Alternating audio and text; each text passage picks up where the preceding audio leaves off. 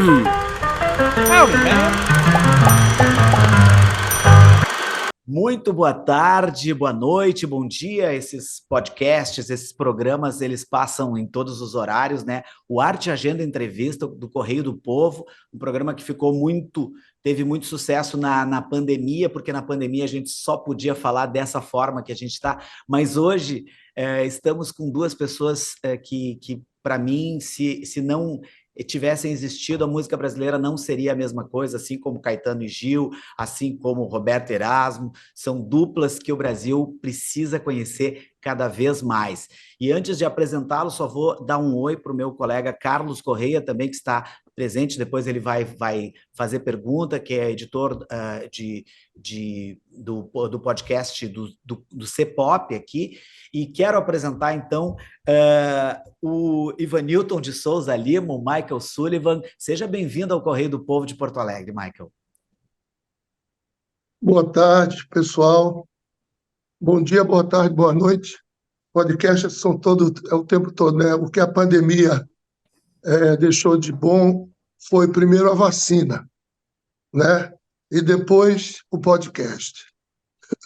E eu acho que eu estou muito feliz de estar aqui hoje. Mais uma vez, nós temos falado muito dessa série, da nossa história, e eu estou feliz de estar aqui com vocês. Abraço grande para todos.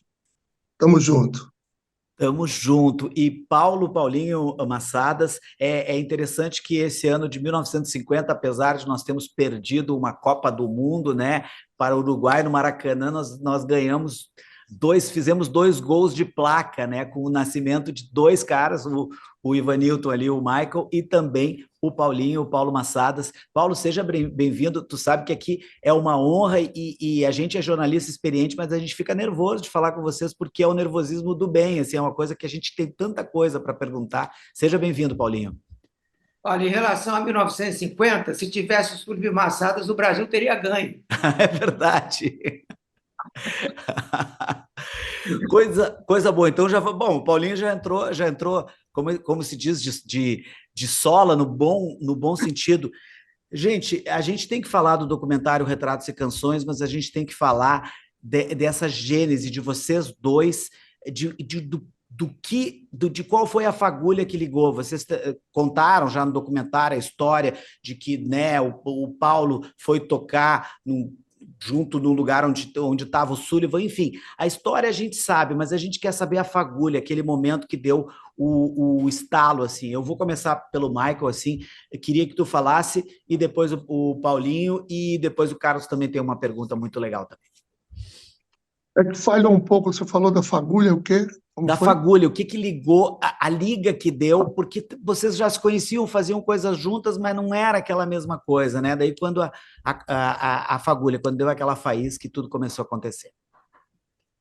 Tudo começou a acontecer no dia que eu coloquei voz com o Tim Maia no estúdio, em 82, que nós compusemos essa canção com o Tim Maia.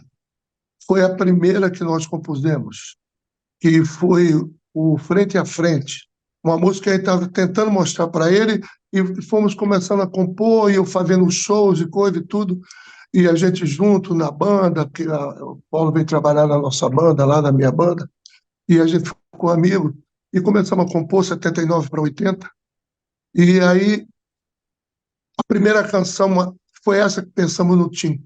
E não tínhamos... Acabou que o tempo foi passando e eu não mostrei para o Tim, que eu me dava muito bem com o Tim. E aí, quando eu estava no Fevers, na época, em 82, e ele veio cantar comigo essa canção. Nós demos uma ideia lá para a direção, e a direção achou legal a gente colocar no disco, cantando com o Tim Maia, Frente a Frente. E essa música eu fiz um dueto com ele. No dia ele falou: pô, Ivanildo, tá compondo legal, hein, rapaz? Bom demais. Aí ele falou: olha, eu queria que vocês fizessem. Até eu chamei o Paulo assim no canto do estúdio, a gente já estava ouvindo o final da gravação, já estava no final, e antes dele ir embora. Pô, vocês poderiam fazer para a gente uma canção assim, com essas melodias que tu está fazendo aí, esses refrões, cheia de refrão, um blues assim, e deu toda a dica da canção, um blues, aquela dor de cotovelo, dor de corno mesmo, entendeu? Bem sofrimentos e coisa, e a gente junto fomos para casa, fizemos. Eu sei que 3 meses depois já estava pronto, ele já tinha gravado a canção e nós ganhamos todos os prêmios. Me Dê Motivo em 80, o disco acho que é de final de 82, mas estourou em 83. Então, nós ganhamos todos os prêmios de 83, entendeu? E foi maravilhoso. E ali foi o boom, porque aí veio o Isca Gogô em 84, veio o Isca Gogô, veio o Ney Morta, veio um monte de músicas assim que começaram a estourar e a gente começou a acreditar dentro de nós mesmos na dupla compondo. O impulsionador da minha arte foi Tim Maia. De tudo, né? Porque antes eu já conhecia o Tim Maia, de antes, quando eu tocava no Nucleares, a primeira banda, quando eu saí da rua e montei a banda dos Nucleares, ele entrou lá com o Cassiano, no lugar que eu ensaiava lá, no apartamento no centro do Rio, e ali ele me ensinou a tocar violão legal e coisa, e me mostrou a Motown, e ele impulsionou. E por acaso quem impulsionou a dupla na composição foi o Tim. Aqui, Tá Paulinho, fechado. fechou. Paulinho, deixa eu te perguntar também essa fagulha, vocês, eu me lembro que num determinado momento do documentário tem aquela famosa história que tu estás com uma banda, né, e tem que apresentar o grande nome, que é o Michael Sullivan, né, então vocês tinham alguma, não tinham ainda essa ligação muito forte quando começaram a trabalhar, né, então eu queria saber dessa liga também. Olha, eu fui cantar no grupo do Sullivan com segundas intenções, porque eu estava tocando em baile, essa coisa toda, e eu pensei, esse tal de Michael Sullivan, esse cara está em gravadora. Então, quando me chamaram para o grupo, eu não pensei duas vezes. Inclusive, durante um bom tempo ali, a gente ficava lá ralando no baile, tocando, né? Tocando e cantando, e no meio do show eu apresentava, e com vocês, Michael Sullivan. Vinha ele, fazia o show, a parte dele, ele ia embora, e a gente continuava ralando nos bailes. Só que eu também, é claro que essa segunda intenção, que é de eu ir para o Sullivan, porque ele era um cara que já estava em gravadora, já estava estourado, entendeu? Então houve sim esse raciocínio, porque quando você faz baile, faz baile, faz baile, você fica fazendo baile. E eu queria fazer um upgrade, que eu já compunha, né? E aí eu falei, bom, depois a gente, durante essas viagens que a gente fazia, que eu era música, era um crooner da banda dele, eu mostrava algumas coisinhas também para ela. Tem essa coisinha aqui, olha essa historinha aqui e tal. Eu escrevi uns negócios. A gente começou a quase que brincando a fazer música. E aí a coisa foi se encaixando de uma forma bastante natural. E quando a gente viu, a gente já estava, virou troféu imprensa. Sabe como é que é? Sem, não dá nem para explicar. Tá bem. Carlos Correia, por favor, aí, uma perguntinha. Oi, tudo bem? Não, eu quero aproveitar que o Massadas falou da história do baile, né? Porque eu acho que a cultura do baile, que até acho que não existe mais hoje, né? Tanto essas bandas como existiam antes. E no documentário fala, né, que vocês começavam a tocar 11 e ia até 4, 5 da manhã.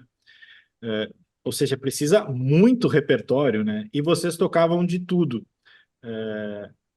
O quão isso foi decisivo para que vocês fossem uma dupla tão eclética, né? Que vocês ficaram bastante conhecidos por algumas músicas, digamos, mais românticas, ainda que seja difícil definir o estilo de vocês, porque vocês fizeram de tudo, né? Mas o quanto foi decisiva e importante para vocês essa cultura dos bailes, né? Foi fundamental, porque o que você faz no baile? O baile ele é o reflexo das melhores músicas, aquelas que mais estão tocando no rádio, que mais estão agradando as pessoas, que mais estavam vendendo discos. Então, imagina que você toca 40 músicas num baile, as melhores músicas possíveis, e você vai, de certa forma, você vai, caramba, eu gostaria de fazer uma música assim também. Daí você começa a praticar e tentar imitar aqueles grandes hits, né? A parte bem primária. E aí você vai começando a se especializar naquilo. Eu acho que se não fosse em razão dos bailes, a gente não teria todo esse range de canções que vai desde criança, passa pelo funk, pelo pop, por todos os estilos. E essa é a perfeita tradução do baile. Queria perguntar para o Sullivan também, por exemplo, tu falaste do Me Dê Motivo, a questão da dor de corno, aquela coisa meio Barry White, mas para se criar esse tipo de música, a gente sabe, por exemplo, eu entrevisto também, além de gente da música, escritores, que existe uma matéria-prima da vida, né? Então, no documentário, pelo que eu vejo, não aparece, se fala de vocês criando, tendo inspirações, mas a inspiração, a matéria-prima de vida, uns caras que, né, tocaram na noite, estavam em ambiente de gravadora, mas para conseguir sintetizar os temas, chegar o tema popular, e ainda mais numa abertura política que nós estávamos. Então, a minha pergunta é isso, vocês chegarem no simples, no popular, mas também com grande qualidade de arranjo, mas principalmente a vivência, a matéria-prima da vida que vocês tinham para compor. Olha, à noite, eu comecei a cantar na noite, que era no baile, no caso, com 15 anos, em Recife, que eu me tornei profissional, com 15 anos. Cantava na televisão, com grande orquestra, ao vivo, contava quatro, eu sabia o que eu passava para cantar de nervoso. Mas o baile me deu pluralidade. Eu sou plural desde que nasci. Quando, com 5 anos, minha mãe falava que eu cantava na calçada, na beira da calçada, as pessoas chegando do emprego, e eu ficava cantando. Tinha um senhor, José Maria, que me mostrava todo o acervo de músicas do mundo inteiro, desde Luiz Gonzaga até Frank Sinatra, e passava Vicente Celestino, a Elvis Presley, entendeu? Então, isso, à noite, me deu uma coisa importante, que foram os bailes. Não cabe preconceito. Isso é uma coisa dos puritanos e eletistas. À noite, não me deu esse preconceito. Entendeu? Então, eu sou plural por isso. Então, por isso, a arte plural, e o Paulo, essa pluralidade dele também, de escrever e de criar, é por causa dos bailes. Os bailes, para mim, foram tudo na vida, os bailes. Na noite, entendeu? Eu digo sempre, na noite não cabe preconceito, entendeu? Então, os bailes, para mim, foi muito importante.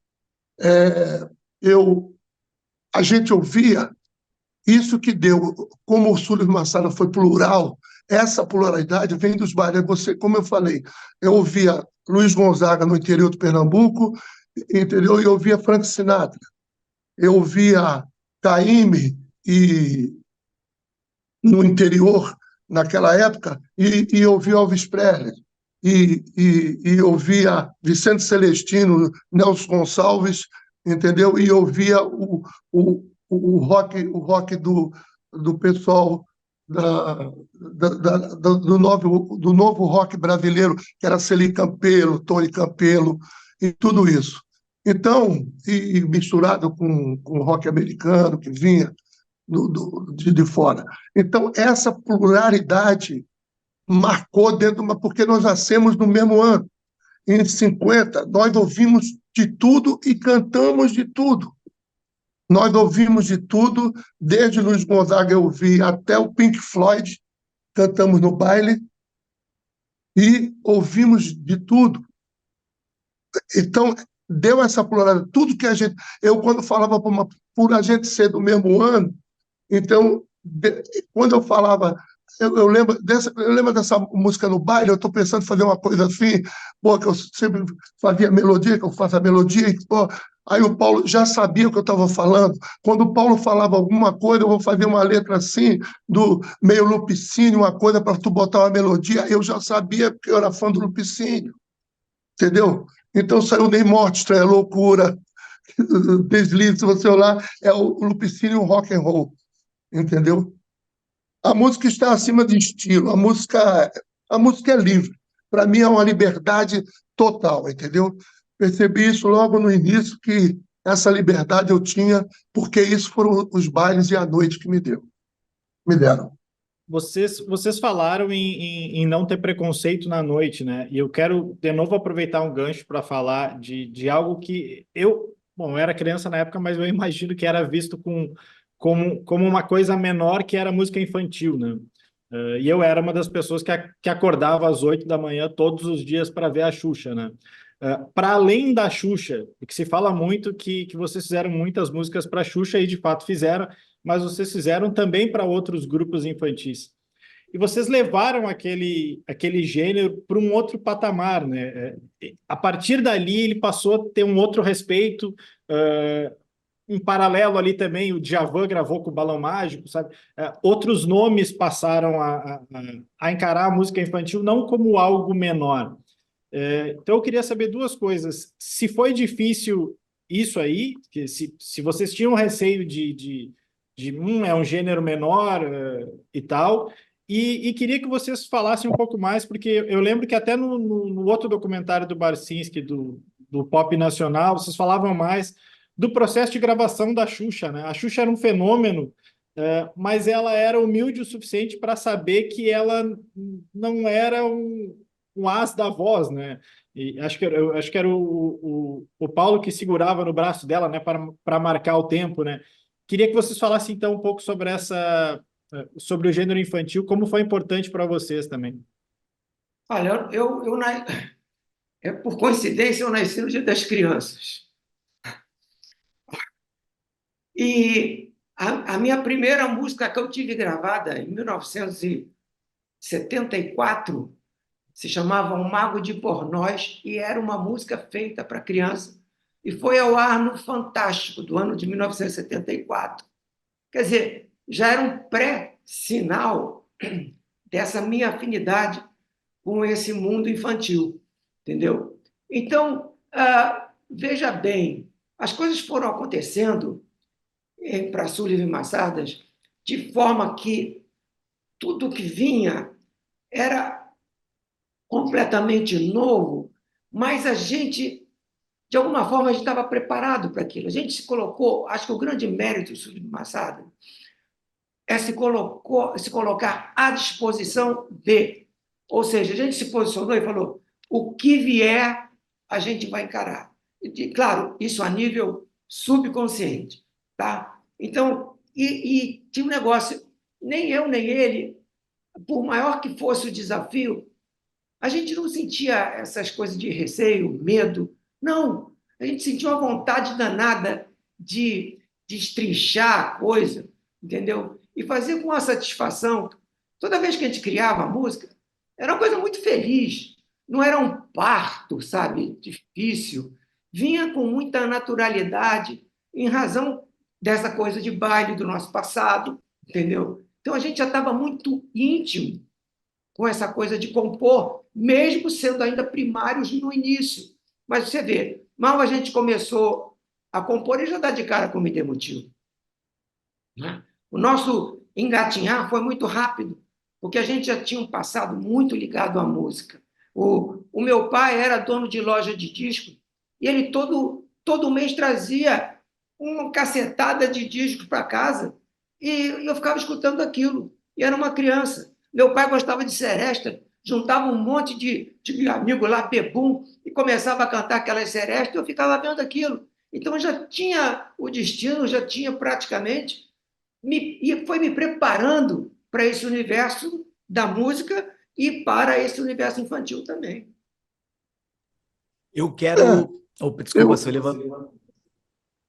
Porque a gente tem que não diminuir o fator da música infantil na nossa história. A música infantil foi importantíssimo.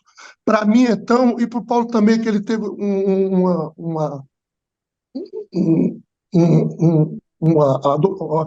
a criança que ele tem dentro dele, quando ele era criança, teve dificuldades também, eu tive muita. E eu acho que influiu muito quando a gente começou a entrar dentro disso, a gente entrou com tudo, com todo o amor do mundo, porque essa dificuldade que a gente tinha de eu ver um parque, não ter dinheiro para entrar no parque, não ganhar um presente de quando era criança, nós tornamos a nossa música um parque. Era o nosso parque de diversão, era o nosso presente. Cada música que a gente fazia era uma bola e uma bicicleta que eu ganhava. Pelo menos era assim. O Paulo também deve ter pensado assim.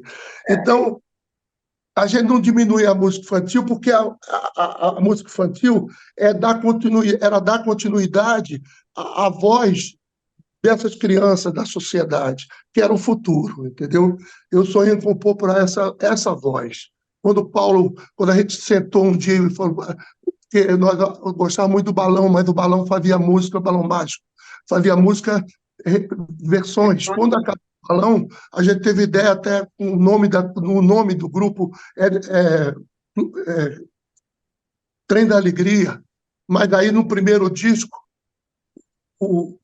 a direção da companhia teve ideia de colocar alguém famoso e deram ideia da Xuxa. Eu até me assustei na hora, o Paulo também, mas logo depois o Paulo acreditou naquilo, na Xuxa, e nós acreditamos e convencemos. Foi difícil convencer ela a gravar. E fizemos um Clube da Criança, que era a Patrícia Luciano, ela, carequinha, que era o maior palhaço do Brasil, com coisa vinheta. Logo no primeiro disco tinha Ed Chocolate e Carrossel de Esperança. E a partir daí nós fizemos um carrossel a nossa história e virou um carrossel, um parque de diversão nosso. Essa é a história da nossa música infantil para mim. Isso aí. Agora eu vou fazer aqui uma rodada de perguntas finais. A gente tem um tempo, a gente sabe que vocês também...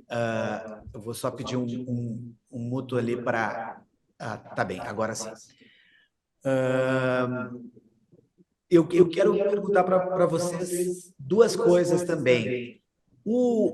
O Carlos Correia falou antes ali da noite e o Sullivan nos disse sobre a questão de valorizar a noite. Nós temos aqui o Rio Grande do Sul, foi falado do Lupicínio, Túlio Piva,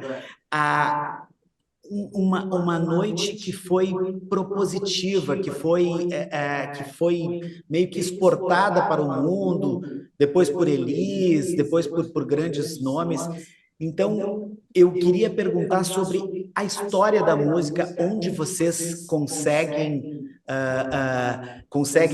se enquadrar. Eu sei que vocês sabem, né? Mas eu gostaria de perguntar isso na história da música, porque houve todo esse movimento jovem nos anos 60, e depois aquela questão toda dos anos 70 ligada a vários movimentos, depois teve festivais, depois teve Tropicália, depois teve Mutantes, etc. e tal. Mas quando vocês chegaram, vocês escreveram um capítulo junto, paralelo com aquele capítulo do rock nacional, né? Então, eu queria ver o apanhado histórico de vocês dois em relação a isso, e eu deixo o Carlos fazer mais uma pergunta também, e daí são as perguntas finais.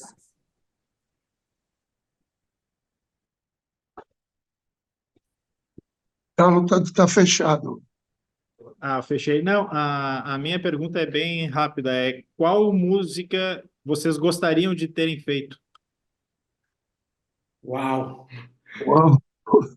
1 milhão de músicas eu vou ter que falar agora. Veja bem, cada música era um átomo que construiu esse corpo chamado Sullivan Massadas. E são bilhões de átomos, de coisas que a gente se maravilhava com o que ouvia, entendeu? Tudo isso foi influenciando a nossa diversidade, tanto Sullivan quanto eu. A gente ouviu muitos estilos de música. A gente não se apegou a uma coisa só, entendeu? Então, realmente, é bem doido isso, mas sai, Sullivan, vamos seguir em frente, segue aí. As músicas, eu cito mais compositores. Luiz Gonzaga, Sabiá, quando eu vi Luiz Gonzaga cantar com 10 anos num cinema que hoje é um polo de arte, lá em Timbaúba, a 100 quilômetros de Recife, ele cantando. no Cine Cacareco, e quando ele cantou com a trupe dele, estava Marinês, o Trio Nordestino, Abdias, esse povo todo. Depois eu tive contato com eles todos quando cheguei no Rio, inclusive o seu Luiz era de Pernambuco, mas acabou que eu tive contato com ele na gravadora. E eu digo música, por exemplo, Sabiá, para mim é um divisor de águas, entendeu? A todo mundo eu dou psiu, a minha melodia é toda antecipada, é toda shuffle, é toda black. Até hoje, mesmo as canções clássicas, elas são black, elas são antecipadas. Por isso que dá para botar em qualquer ritmo, entendeu? Então, a, a, a música, para mim, é uma corrente que envolve, sabe, o mundo. Eu cantando tudo. Então, para dizer uma música, para mim, eu falo essa, porque essa foi a mais importante para mim, que mais me chamou a atenção. Naquele dia eu falei, eu vou ser cantor, um sabiá. Mas eu falo mais Luiz Gonzaga, Caymmi, os compositores, é, Evaldo Gouveia, Gélia Amorim, Evaldo Gouveia, Gélia Amorim, tudo que cantava para o Altemar, que fazia música para o Altemar, fazia música para o Anísio Silva, e o Lupicínio.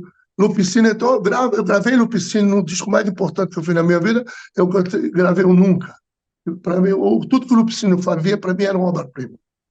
Entendeu? Então, tudo isso, como o Paulo falou, para dizer uma música é difícil. Para mim, a mais importante, que mais me chamou a atenção, que está guardado na minha cabeça, a voz do seu Luiz cantando. E quando eu ganhei um concurso calouro, 5 anos depois, na TV Jornal no Comércio, com 15 anos, eu ganhei um concurso que quem entregou o prêmio foi ele. Então, isso marcou o Sabiá para mim, entendeu? Sullivan e Massados, agora para fechar, eu queria que vocês resumissem em não só o documentário, mas a vida de vocês, a parceria de vocês, em uma frase. É aquela famosa, essa é muito chavão do jornalismo, mas às vezes precisa ser feita, né? Dizem essa coisa, isso é piegas, isso é brega, isso... Não, tem que ser feito, né? Então eu quero que vocês resumam, cada um de vocês, em uma frase, vocês, Sullivan e Massados, o que representa para a história da música brasileira? Bom, primeiro, nasceu, se encontrou um com o outro, se entendeu, todos os processos de gravidez, e todas essas crianças nasceram e tornou o mundo melhor. Todos ficaram felizes. Lindo. Estou com você também, Paulinho, está certo. Eu acho que para nós o que é sucesso popular e que vende, normalmente as pessoas dão a característica de brega. Eu acho que existe o pop, nós somos MPB, nós somos música popular brasileira. E existe uma música clássica na MPB, que é MCB, que eu chamo, música clássica brasileira. Nós somos música popular brasileira. Nós tocamos no rádio, somos sucesso no coração, na mente e no bolso. Vende também. O que é que explica isso? Não tem explicação. Eu tenho só um adendo para colocar. Sullivan e Massadas não vieram, não chegaram apenas para brilhar, e sim para servir. Nós fazemos uma música de servir, entendeu? E isso faz com que a gente seja o máximo, se doe ao máximo. É uma música de doação, é uma música que a gente está preocupado com as pessoas, se as pessoas vão gostar, entendeu? Uma música assim. Sullivan e Massadas, Michael Sullivan, Paulo Massadas, muito obrigado de coração. Vocês emocionam a cada vez que falam. Desculpa, eu falei de preguiça, mas a gente precisa falar assim, porque realmente emocionante falar com vocês e saber desses capítulos maravilhosos da música brasileira. Obrigado ao Carlos Correia. Gente, muito obrigado. O Arte Agenda Entrevista e o Correio do Povo estão muito felizes de vocês terem falado com a gente. Obrigado. Obrigado, Kelly. Deus abençoe a todos. Eu falo sempre, a explicação Sullivan Massada é o seguinte, eu digo sempre, eu acredito em Deus, é 0800 Deus, entendeu? Através da oração, você liga, tem um 0800, só ele para explicar. Perfeito. E não paga nada para... Nada. 0800. Muito obrigado, queridos, que esse documentário, não percam, documentário Sullivan Massadas, Retratos e Canções, da Quarup, Globoplay, não percam, imperdível. Oh,